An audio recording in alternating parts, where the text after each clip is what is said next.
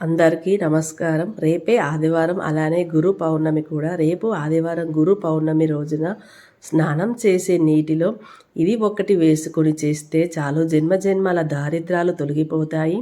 7 పుణ్య నదుల్లో స్నానం చేసినంత పుణ్య ఫలితం లభిస్తుంది. అలానే మీ జీవితం అనేది అదృష్టకరంగా మారిపోతుంది.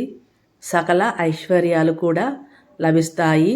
అలానే మన జీవితంలో అరుదైన అవకాశాలు లభిస్తాయి. స్నానం అనేది మనకు ఎంత శక్తివంతమైనది. హిందూ ధర్మాల ప్రకారం స్నానానికి ప్రత్యేక స్థానం ఉంది కూడా. స్నానం చేసే నీరు పంచభూతాలతో ఒకటి. అయితే చాలామంది స్నానం చేసే నీరు అనేది అపవిత్రం అవుతుంది అంటారంటే కొన్ని మంచి చెడు అంటు ముట్టు అని తగిలినప్పుడు నీరు అపవిత్రం అవుతుంది అంటారు. కానీ అది అసాధ్యం. నీరు ఎప్పటికీ అపవిత్రం కాదు. నీరు ఎప్పటికీ పవిత్రమైనదే. అపవిత్రాన్ని కడిగే వేసి పాపాలను దోషాలను తుడిచిపెట్టి ఆరోగ్యాన్ని ఐశ్వర్యాన్ని మనకు కలిగింపజేసేదే నీరు.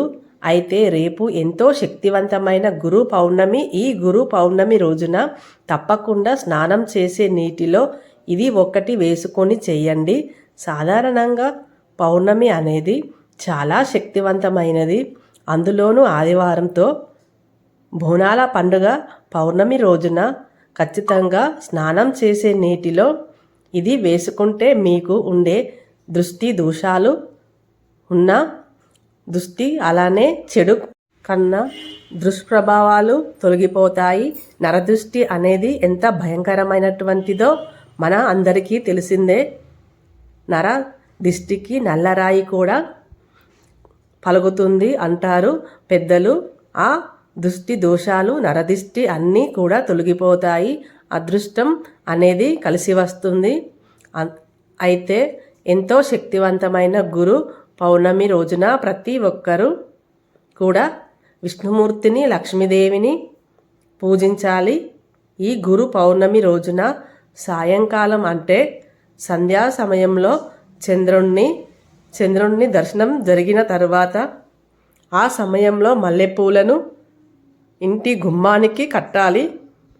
అదేవిధంగా గుమ్మానికి ఎడమవైపున దీపాన్ని వెలిగించాలి. ఈ గురు పౌర్ణమి రోజున సాయిబాబాను పూజించిన, వ్యాస మహర్షిని పూజించిన పిల్లలకి బుద్ధిబలం జ్ఞానం అనేది అధికంగా పెరుగుతుంది. వ్యాస మహర్షి అనేవారు గురు వేదాలను 4గా విభజించిన ఘనత వ్యాస మహర్షికి గారికి ఉంది. కాబట్టి ఈ యొక్క గురు పౌర్ణమి రోజున వ్యాస మహర్షి గారిని పూజించినా సరే వారికి ఉన్నత బుద్ధిబలం ధనం అనేది కలుగుతుంది అని తద్వారా సంపద పెరుగుతుంది అని మనకు పెద్దలు చెప్తూ ఉన్నారు. అయితే ఈ గురు పౌర్ణమి రోజున చేసే దాన ధర్మాలకు విశేషమైన ఫలితం ఉంటుంది. పేదవారికి కనీసం ఒక్కరికైనా సరే కడుపు నిండా అన్నం పెడితే వారికి అద్భుతమైనటువంటి ఫలితాలు కలుగుతాయి. ఈ గురు పౌర్ణమి రోజున చంద్రుణ్ణి దర్శించుకొని చంద్ర పూజలు చేయాలి. అంటే మన చంద్ర కిరణాలు తగిలే సమయంలో ఆ కిరణాలు పడే విధంగా ఒక గ్లాస్ పాలను పెట్టి ఆ పాలను తాగితే గనుక ఒంట్లోనే దారిద్రాలు తొలగిపోతాయి. పాలకి అమృతం వంటి అద్భుత శక్తి కూడా వస్తుంది. పౌర్ణమి రోజుల్లో ఇంటికి దిష్టిని తీస్తే ఇంటికి తగిలిన దృష్టి తొలగిపోతుంది. అలానే పౌర్ణమి రోజుల్లో ఇంటి గుమ్మం ప్రక్కన ఇవి కాలిస్తే గనుక నరదృష్టి పూర్తిగా తొలగిపోతుంది అని అవి ఏమిటో కూడా ఇప్పుడు మనం తెలుసుకుందాం. చాలామంది ఎంతో కష్టపడి డబ్బుని సంపాదిస్తూ ఉంటారు. అయినప్పటికీ ఇంట్లో ఎలాంటి సంపద అనేది నిలవదు. ఎంతో కష్టపడి ఎంతో సంపాదించిన నెల తిరిగేసరికి చేతిలో చిల్లిగవ్వ కూడా మిగలదు. అలా చాలామంది ఆర్థిక కష్టాలు అనుభవిస్తారు. అసలు ఇలా ఆర్థిక కష్టాలను రావడానికి కారణం గ్రహాలు అనుకూలించకపోవడం లేదా అధికంగా నరుల ఏడుపు ఉండటం, దిష్టి దోషాలు తగలడం, ఆ దిష్టి దోషాలు తలగడం అనేది అసలైన కారణం అన్నమాట. మరి ఈ దిష్టి దోషాలను, నరదిష్టిని ఎలా తొలగించుకోవాలి అంటే ఇలా పౌర్ణమి రోజుల్లో గుమ్మం బయట ఇది ఒక్కటి కాలిస్తే చాలు. అది ఏమిటి అంటే ముందుగా ఒక మట్టి ప్రమిదలు కానీ లేదా ఇత్తడి గిన్నెను కానీ తీసుకోండి. అందులో 5 లవంగాలు 5 యాలకులు వేయండి. అంతేకాదు అందులోనే గుప్పెడు రాళ్ళ ఉప్పుని కూడా పోయండి. అందులో కొద్దిగా పచ్చ కర్పూరాన్ని, అలానే ఒక బిర్యానీ ఆకుని, అలానే నల్లటి 5 మిరియాలను వేయండి. అవన్నీ కూడా వేసి అందులో 5-6 కర్పూర బిళ్ళలు వేయండి. అలా వేసిన వాటిని ఇంటి గుమ్మం బయట వెలిగించండి. ఇలా వెలిగించడం వల్ల మీకు ఖచ్చితంగా తగిలిన దృష్టి అనేది తొలగిపోతుంది. దారిద్ర బాధలు నుండి విముక్తిని పొందుతారు. అయితే రేపు ఎంతో శక్తివంతమైనటువంటి గురు పౌర్ణమి రోజున స్నానం చేసే నీటిలో ఏది వేసుకోవడం వల్ల జన్మజన్మాల దారిద్రాలు పాపాలు తుడిచిపెట్టుకొని పోతాయో, 7 పుణ్య నదుల్లో స్నానం చేసినంత పుణ్య ఫలితం లభిస్తుందో ఇప్పుడు తెలుసుకుందాం. స్నానానికి విశేషమైనటువంటి స్థానం ఉంది. స్నానం అనేది ఉదయం వేళనే ఆచరించాలి. ముఖ్యంగా పౌర్ణమి మితిలో తప్పకుండా ఉదయం వేళనే స్నానం ఆచరించాలి. ఇల్లు తుడిచే నీటిలో గుప్పెడు రాళ్ళ ఉప్పు, చిటికెడు పసుపును వేసి ఇల్లును తుడిచాలి. ఇంటి బయట శుభ్రం చేసి తప్పకుండా ముగ్గును పెట్టాలి. అలా పెట్టిన తరువాత పూజ గదిని శుభ్రం చేయాలి. అంటే ముందుగా స్నానం ఆచరించాలి. అలా స్నానం ఆచరించకపోతే మనకు పూజ అనేది సంపూర్ణం కాదు. అసలు స్నానం అనేది చేయకుండా ఎవరు కూడా పూజలు చెయ్యరు. అందులోనూ తలస్నానం అనేది చాలా పవిత్రమైనటువంటిది. తల స్నానం ఆచరించిన తరువాత మాత్రమే పూజలు చేస్తూ దీపాలను వెలిగిస్తూ ఉంటాము. శుభ్రంగా ఉండి మనం పూజలు చేస్తూ ఆ పూజకి ఫలితం అనేది అద్భుతంగా ఉంటుంది. అంటే స్నానం చేయకుండా మనం పూజలు చెయ్యము. శుభ్రత లేని చోట దైవశక్తి కూడా ఉండదు. స్నానం అనేది చాలా పవిత్రమైనటువంటిది. చాలామంది స్నానాన్ని మిట్ట మధ్యాహ్నం చేస్తూ ఉంటారు. అలా చేస్తే స్నానాన్ని అపరిశుభ్రమైనటువంటిదిగా, అలానే అశుభకరమైనటువంటిదిగా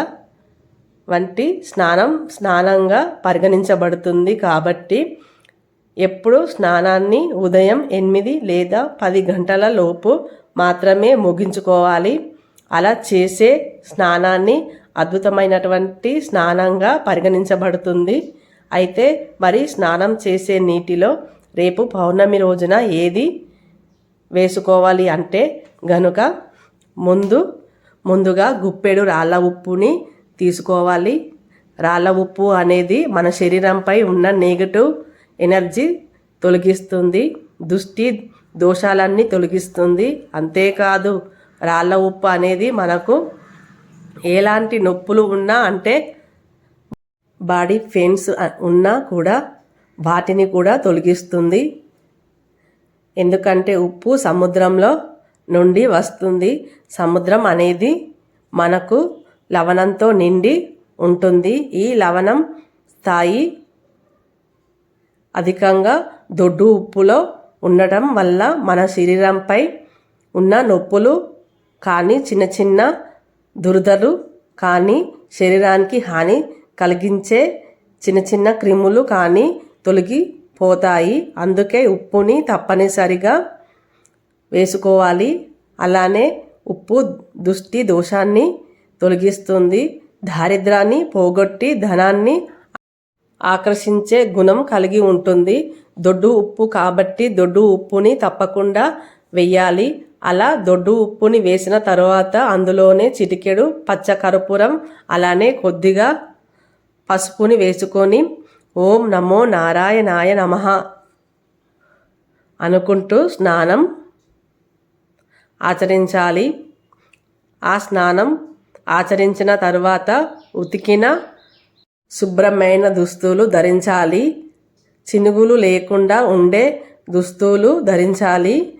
తెల్లని పట్టుబట్టలు కానీ లేదా క్రీమ్ కలరులో ఉండే రంగు చీరలు కానీ అలాగనే దుస్తులు కానీ ధరించాలి. ఇలా ధరిస్తే చంద్రుడి యొక్క అనుగ్రహం పెరుగుతుంది. అందువల్ల అనారోగ్య సమస్యలు తొలగిపోతాయి. అంతేకాదు రకరకాల దోషాలు తొలగిపోతాయి. గ్రహాలన్నీ కూడా అనుకూలిస్తాయి. గ్రహాల అనుకూలతని పొందుతాము. అయితే మన జీవితంలో నుండి అన్ని రకాల దారిద్రాలు తొలగిపోతాయి. ఐశ్వర్యం అనేది లభిస్తుంది. కటిక దరిద్రుడు కూడా కుబేరుడుగా ఎదిగిపోతారు. మన జాతకంలోని రకరకాల దారిద్రాలు అన్నీ కూడా తొలగించుకొని జీవితంలో కష్టాలు లేకుండా ఆనందంగా ఐశ్వర్యంతో జీవించవచ్చు. తెలుసుకున్నారు కదా? ఎంతో శక్తివంతమైనటువంటి ఈ గురు పౌర్ణమి రోజున స్నానం చేసే నీటిలో ఏది వేసుకోవాలి అని వీడియో నచ్చితే లైక్ చేయండి. మర్చిపోకండి. ఇలాంటి ఎన్నో వీడియోస్ కోసం మా ఛానల్ని తప్పకుండా సబ్స్క్రైబ్ చేసుకోండి. మా వీడియో పూర్తిగా చూసినందుకు ధన్యవాదాలు.